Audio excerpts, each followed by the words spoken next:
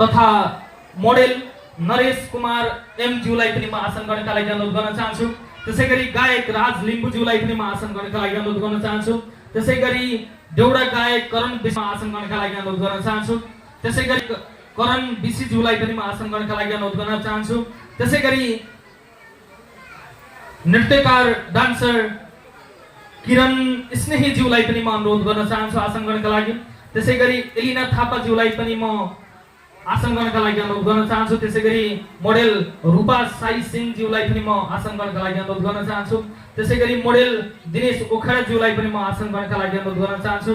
त्यसैगरी मोडेल डिम्पल पौडेल ज्यूलाई पनि म आसन गर्नका लागि अनुरोध गर्न चाहन्छु।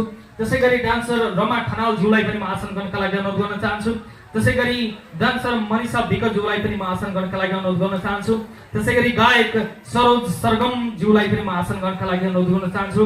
त्यसैगरी गायक दिपेन्द्र साई राजकोट ज्यूलाई पनि म आसन गर्नका लागि अनुरोध गर्न चाहन्छु। त्यसैगरी डान्सर निशान ज्यूलाई पनि म आसन गर्नका लागि अनुरोध गर्न चाहन्छु। र यो सँगसँगै हामी आसन गर्नुको कार्यक्रम र औपचारिक कार्यक्रमलाई अगाडि बढाउने नै छौँ। अझै हाम्रा लोकप्रिय गायक तथा आजका प्रमुख अतिथि प्रकाश कटवाल ज्यू को आगमन एकछिनपछि हुने नै छ। यहाँहरूको धैर्यको बाटलाई म तोड्न दिने छैन।